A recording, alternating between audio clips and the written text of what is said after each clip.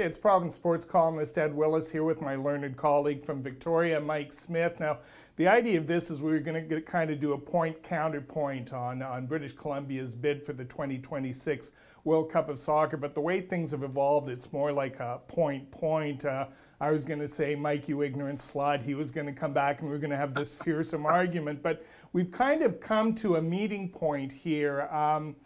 I understand now the risk involved and also just the nature of doing business with FIFA. And I think somewhere along the line, people have to just stand up and say, no, this won't stand. But let's get into some of the details. Mike, what did your reporting tell you about this deal? Well, it's nicely you've seen the light, Ed. This is great. But you yeah, know, me and Paul on the road to Damascus, right? Yeah.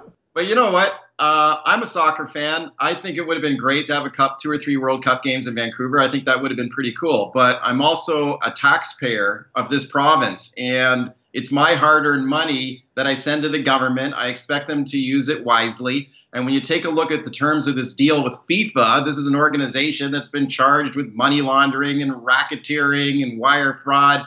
Do I want to spend tens of millions of dollars of my tax money and your tax money to do a deal with an organization like that to get 2 or 3 soccer games? Hell no. I think it was a sucker deal, and I think the government for once did the right thing by saying no to it, and we can certainly get into the reasons why. I think I'm the only reporter who's taken a real close look at some of the details of the agreement. I've seen a copy of the the host city agreement. I've seen a copy of the risk analysis that was done by Pavco, which is the Crown Corporation that owns BC Place Stadium. And to me, it was just outrageous, the terms from FIFA. So I'm glad we're walking away from it. See, and you know, when the story first broke initially, I weighed some of those things, and believe me, I don't have any blinders on when it comes to FIFA.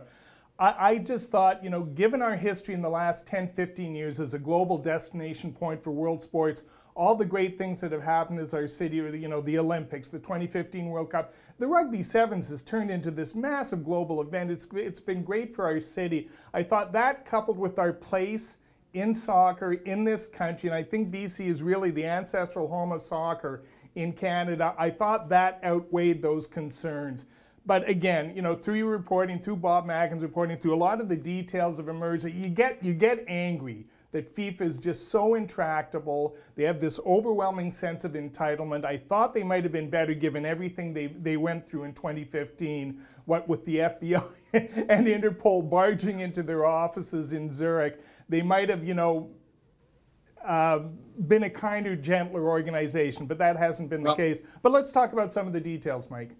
Sure. Well, let's talk about security, for example, the cost of security for staging 2 or 3 soccer games in Vancouver. I know for a fact this is one of the things that completely freaked out the BC government when they started pushing back against FIFA on this. Because if people remember the 2010 Winter Olympics in Vancouver, the original price tag for security for that event was $175 million. It ended up costing around $1 billion.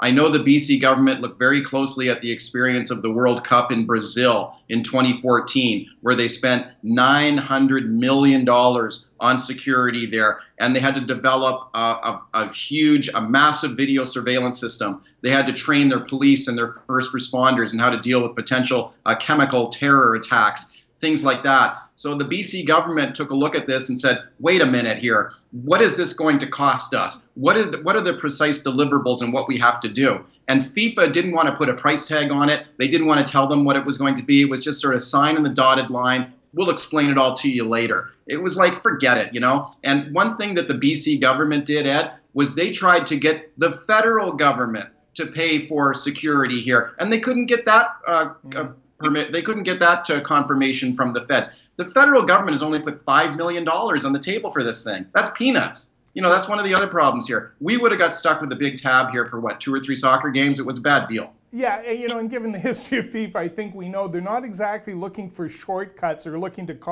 cut costs once they get into the deal and once they have that quick story. And I think, you know, it probably doesn't have a lot to do with what we're talking about, but it reveals so much about their mindset. I remember being in the media workroom for one of the Women's World Cup games, and they had the photographers, they had this meeting with the photographers, and they went around and checked everybody's water bottle to make sure they all had FIFA-approved water bottles in case, God forbid, one of them ended up on the TV screen. So that kind of tells you. Let's, Mike, the other thing that really interested me about your reporting was the way the TV revenues were divvied up. Can you get into that? Well, one of the first things when this story broke that I asked the cabinet minister responsible was, okay, I understand your concerns about this deal, but what about the other side? What about the revenue flowing to government? I mean, we own BC Place, right? It's a publicly owned stadium. Do we get a cut of the ticket sales there?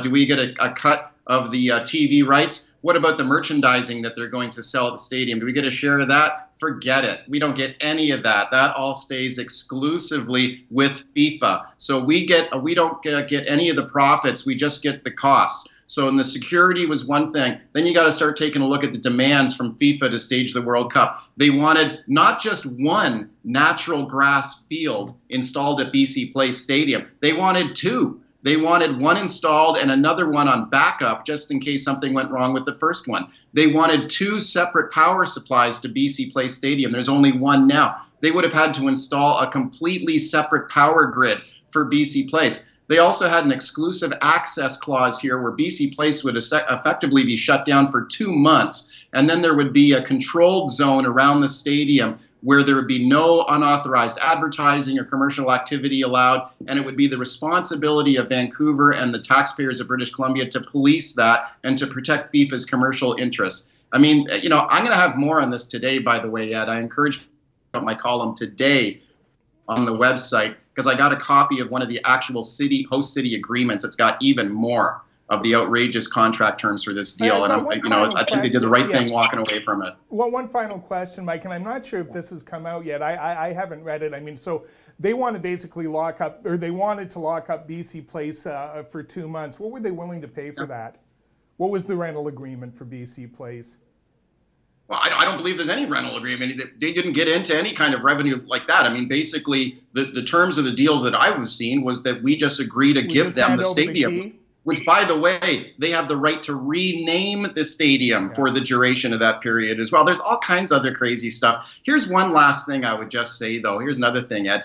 It wasn't just a sucker deal, I think, for British Columbia, but I think for all of Canada. This is supposed to be a unified bid to host the World Cup by Canada, the United States, and Mexico. The United States gets 60 games, 60, and we get 10.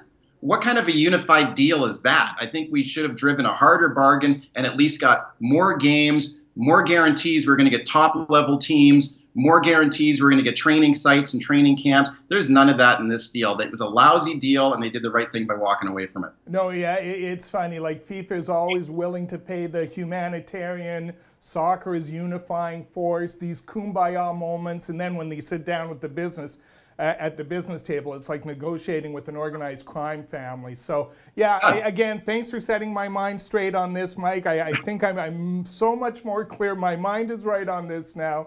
Thanks very much. All right. Thank you, Ed.